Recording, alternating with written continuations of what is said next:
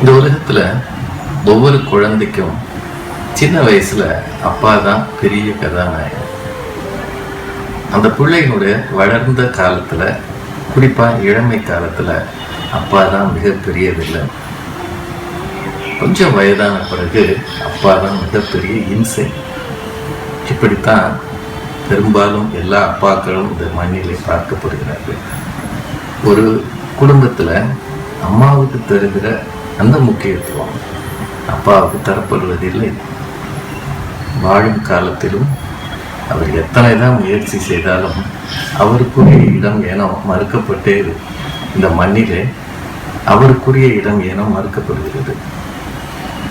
அவர் என்ன சொன்னாலும் அது எரிச்சல் ஊட்டுவதாக இருக்கிறது.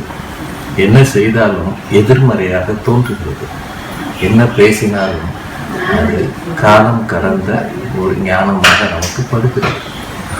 இந்த மாதிரி சூழல்ல பெரும்பாலும் அன்சங் ஹீரோஸ் அப்படின்னு ஆங்கிலத்தில் சொல்ற மாதிரி பாடப்படாத, பேசப்படாத கதாநாயகனாக நம் வாழ்விலே அப்பா வந்து போகிறார்.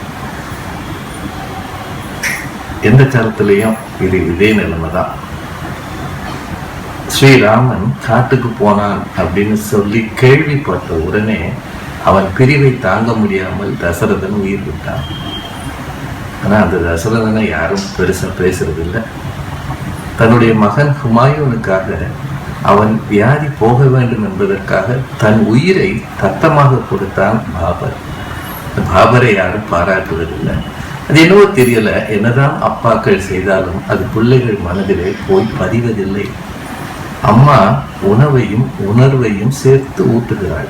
அப்பா உலகையும் இந்த வாழ்க்கையையும் பிள்ளைக்கு காட்டுகிறார். ஊட்டுகிற தாயை விட காட்டுகிற தகப்பன் சாதாரணமாக படுகிறான். அம்மா உடம்பை வளர்க்கிறாள், ஆனால் அப்பா அறிவை, ஆளுமையை வளர்க்கிறார். அதனால என்னவோ நமக்கு அவர் செய்ததெல்லாம் நம் அறிவுக்கு புலப்படுவதே இல்லை. எங்க அப்பா ஒரு சாதாரண பள்ளிக்கூட வாத்தியார். சின்ன வயதுல புரட்டி புரட்டி எங்களெல்லாம் அடிச்சவர், விரட்டி அடிச்சவர். அவரை பார்த்தா ஒரு முன்கோபி, முரடன், மூர்க்கன். இன்னும் சில நேரங்கள்ல எங்களுக்கும் அவருக்கும் எந்த தொடர்புமே இல்லாத ஒரு வாழ்க்கை இருந்திருக்கிறது. ஆனால் அவருக்குள்ளேயும் சில நேரங்களிலே அன்பு இருந்தது அப்படின்னு தெரிஞ்சுக்கிறதுக்கு நான் ஒரு அப்பா ஆக வேண்டி இருந்தது. இதுதான் உண்மை. ஒவ்வொரு இளைஞனும் தன் தகப்பனை பற்றி தெரிந்து கொள்வதற்கு எதிர்காலமாகிறது.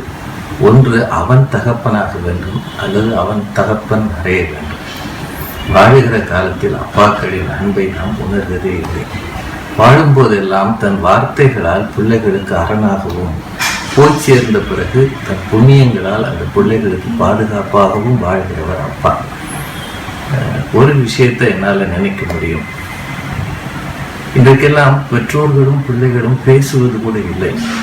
ஆனால் நான் என்னோட SSLC படித்த காலத்தில் அன்றைக்கு இருந்த 6 அரசு இறுதி தேர்வு பரீட்சைகள், மொத்தம் 6 பரீட்சை இருந்தது. 6 பாடங்களுக்கும் நான் பரீட்சை எழுத போகும்போது அந்த SSLC இறுதி தேர்வில் ஒவ்வொரு நாளும் என்னோட பள்ளியில் அந்த பரீட்சை காலில் விட்டுட்டு நான் பரீட்சை எழுதி முடிக்கிற அந்த 2.5 மணி நேரமும் தொலைவில் எங்கள் அப்பா உட்காந்துருப்பார் ஒரு மரத்தடியில். என்ன காரணம்னு கேட்டால், திடீர்னு நான் பரீட்சைக்கு பயந்துடக்கூடாதான், என் பார்வையில் அவர் இருக்கணும் அப்படின்னு சரியான மத்தியான வெயிலில் ஒரு மரத்தடியில் இருந்தேன். இன்னைக்கு என்னோட பிள்ளைகளுக்காக நான் அப்படி செய்வேனா தெரியாது. ஒருவேளை அது முட்டாள்தனமாக கூட இருக்கும். அன்பை காட்ட தெரியாதவர்கள், அழத் தெரியாதவர்கள், உணர்ச்சிகளை போட்ட தெரியாதவர்கள், ஆனாலும் ஆழமான அன்புள்ளவர்கள். அப்பாவை பற்றி பெரும்பாலும் யாருமே பேசுவதில்லை, எழுதுவதில்லை. அப்பாக்கள் போற்றப்பட வேண்டியவர்கள். காலம் கடந்து நம் மண்ணிலை நிலைத்து நிற்பவர்கள், இருந்தாலும் மறைந்தாலும் நமக்காக வாழ்பவர்கள். அப்பா அவர்தான் ஆதி மூலம், அவர்தான் எல்லாம், அவர்தான் அன்பு.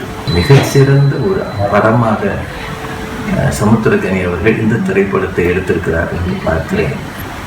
இந்த திரைப்படம் வெற்றி பெற வேண்டும் என்று வாழ்த்துகிறேன்.